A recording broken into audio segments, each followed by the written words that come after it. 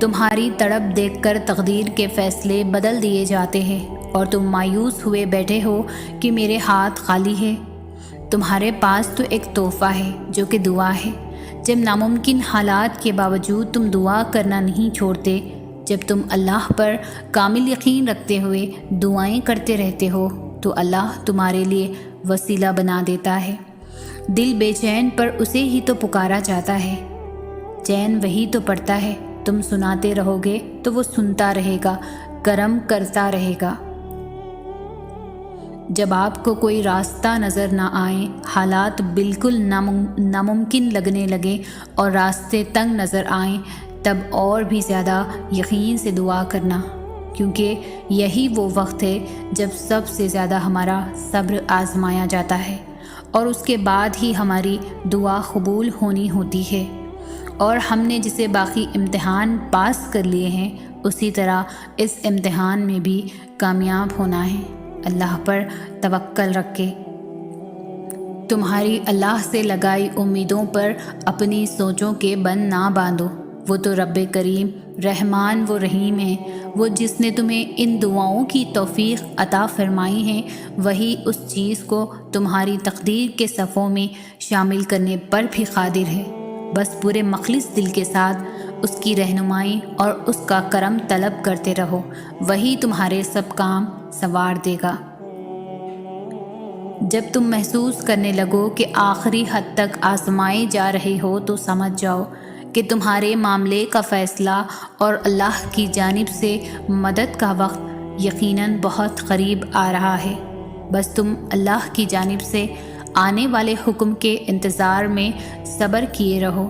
اللہ کسی بھی حال میں تمہیں دربدر نہیں ہونے دے گا۔ یقیناً وہ وقت بہت ہی قریب ہے کہ جب تمہارا رب تمہیں خوش کرنے میں کوئی کسر نہیں چھوڑے گا، بالکل ویسے ہی جیسے کہ تم نے اس کی رضا کے لیے اپنی خواہشات کو قربان کرتے ہوئے اپنے صبر سے اسے راضی کرنے میں کوئی کسر نہیں چھوڑی۔ جلد ہی وہ دن بھی آئے گا جب تمہاری ساری دعاؤں کو حقیقت بنا کر تمہارے سامنے لا کر کھڑا کر دیا جائے گا، اور انہیں دیکھ کر تم کہو گے، یا اللہ، میں تو انہیں بھول چکا تھا۔ اور پھر اللہ فرمائے گا، پر میں نہیں بھولا۔ اللہ کی مدد دو ہی طریقوں سے مل سکتی ہے، پہلا نماز، دوسرا صبر۔ نماز میں آپ نے اپنے تمام مسئلے اللہ تعالیٰ کو بتا کے خود کو بوجھ سے آزاد کرا لینا ہے، اور پھر اللہ کی مدد کا انتظار کرنا ہے۔ اسے صبر کہتے ہیں۔ جب آپ ان دو طریقوں کو اپنا لیتے ہیں تو سب سے انسٹنٹ فائدہ پتہ ہے کیا ہوتا ہے؟ کہ آپ پینک ہونے سے بچ جاتے ہیں۔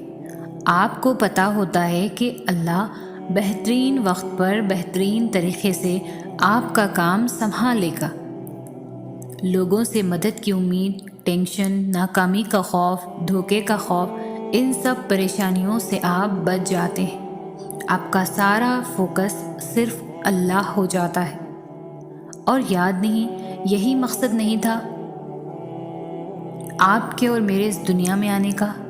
اور صبر اور نماز سے مدد لیا کرو۔ ہم اس دنیا میں جو کچھ بھی کر رہے ہیں، اللہ ہمارے ہر عمل، ہر سوچ اور ہر اٹھتے رکتے قدم سے بخوبی واقف ہے۔ تو تم یہ کیوں بھول گئے ہو کہ اللہ تمہاری بھی ہر پریشانی اور تکلیف کو جانتا ہے؟ تم یہ کیسے بھول گئے ہو کہ وہ تمہیں نہیں بھول سکتا؟ تم اس سے خفا ہو کر اب اسے اپنی تکلیف نہیں بتاتے، اس سے مدد نہیں مانگتے، تو اس کا مطلب یہ تو نہیں کہ وہ تمہیں بھول بیٹھا ہے۔ وہ تمہاری تکلیف سے بے خبر ہے۔ وہ تو بس یہ چاہتا ہے کہ تم جان لو کہ وہ دن کے بعد رات لاتا ہے، اور وہ دن کے ساتھ رات کی بھی خبر رکھتا ہے۔ تو کیسے ممکن ہے تکلیف میں تمہاری خبر نہ رکھے؟ کیا پتہ یہ تکالیف بار بار اس لیے آ رہی ہوں کہ تم پر حق ظاہر ہو جائے کہ اللہ کے سوا نہیں کوئی واقعی سلجھا سکتا۔ کیا پتہ تم پر ظاہر ہو جائے کہ واقعی تکلیف گزر بھی جائے اور تمہیں پتہ بھی نہ چلے، سب چپکے سے ظاہر ہو جائے۔ کیا واقعی سب خود ہی ہو جائے گا یا کیا جائے گا؟ یہ بات تو کنفرم ہے کہ ہوگا، یقین کرو۔